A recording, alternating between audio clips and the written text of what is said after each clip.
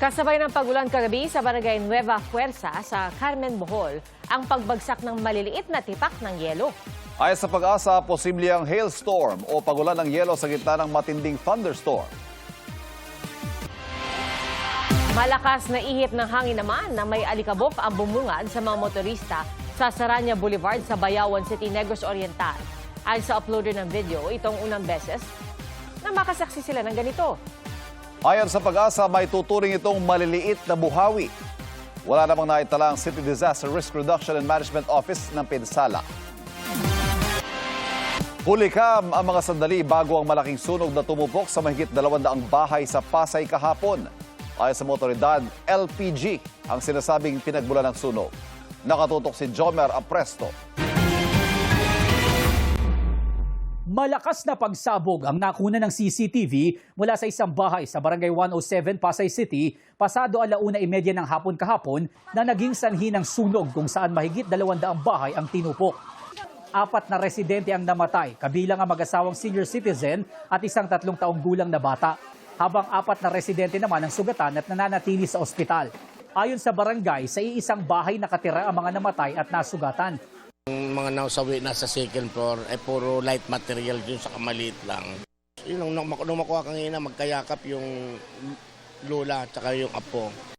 Sinagot na raw ng Pasay LGU ang gastos para sa cremation at sa kanilang libing. Ayon naman sa Bureau of Fire Protection, umabot sa ikalawang alarma ang sunog na tumagal na mahigit 3 oras bago naapula mag-aalas 5 na ng hapon kahapon. Sabi ng barangay, aabot sa mahigit 200 pamilya o mahigit 700 individual ang apektado ng sunog. 12 pamilya rito ay residente ng kabilang barangay na nadamay rin sa nangyari. Pansamantala silang nanunuluyan sa Padre Zabora Elementary School. Nakapagbigay na ng tulong ang Pasay LGU, habang inihahanda naman ang pagbibigay din ng tulong pinansyal para sa kanila. Ilalapit din ang mga nasunugan sa National Housing Authority. Lahat po ng validated na mga nasunugan, lalo na po yung totally and partially damaged, nagbibigay po kami ng master lease sa Urban Development Housing Office, sa local po yun. Saka po sila ang nag-aangat naman po sa NHA, sa National Housing Authority.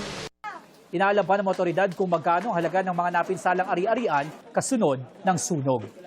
Jomer Apresto, nakatutok, 24 oras. Sa gitna po ng sunog sa Pasay kahapon, isang aso ang natrap sa isang bahay.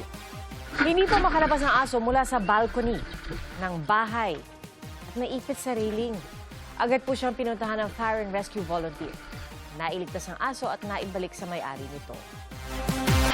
Ininspeksyon ni DPWH Secretary Vince Dizon ang mga coastal dike sa Paumbong, Bulacan na ilang taon na umanong sira. Ang sabi ni Dizon, hindi na akmang disenyo ng mga ito. Sa halip na makatulong sa pagkontrol sa baha tuwing high tide ang dike sa Barangay Masukol at Santa Cruz, nagigibalang ng mga alon. Kaya lalo raw nalulubog sa baha mga residente. Ay kay Dizon, kasama ito sa mga iniimbisigahang mga anomalyang flood control project. Sisimulan ng kumpunihin ang proyekto. Kasama ni Dizon sila Cabinet Secretary Benhur Abalos at Paumbong Mayor Mac Marcos sa pag-iikot.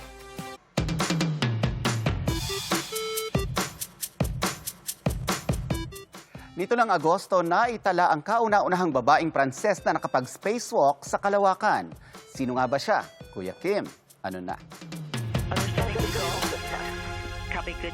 Tiyak na sa bucket list ito ng lahat na nangangarap maging astronaut. Ang makalabas mula sa isang spacecraft o space station habang nasa Kalawakan para magsagawa ng mga misyon. Ito ang tinatawag na extravehicular activity o spacewalk.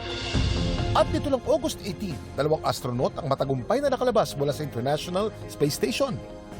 Ang kanilang misyon, alisin ang isang sirang antena ng ISS. Ang spacewalk na ito ay tinatawag na US EVA 97. Makasaysayan. Ang isa kasi sa mga gumawa nito, ang kauna-unahang French woman in history na makapag-spacewalk.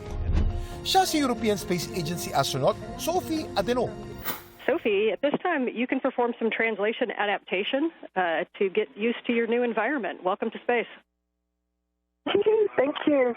Copy all adaptation. I will do minimal adaptation and feel very good now and ready to go. I'll just wait for annual feathers to be clear before I leave. Bago naging astronaut si Adenau, dating opisyal ng French Air and Space Force. Isa rin siyang engineer at helicopter test pilot. Noong May 2024, tinalaga siya para sa isang long-duration mission sa ISS. At dito ng Pebrero, nilaunch siya patungong International Space Station. Maliban sa kanyang makasaysayang spacewalk nitong August 18, muli siyang lalabas ng ISS sa August 25 para ipagpatuloy ang kanilang misyon, bagay na ating pakaabangan. Si astronaut Sophie Adeno, patunay lang na walang matayog na pangarap para sa mga nagsusumikap. Ito po si Kuya Kim at sagot ko kayo, 24 oras.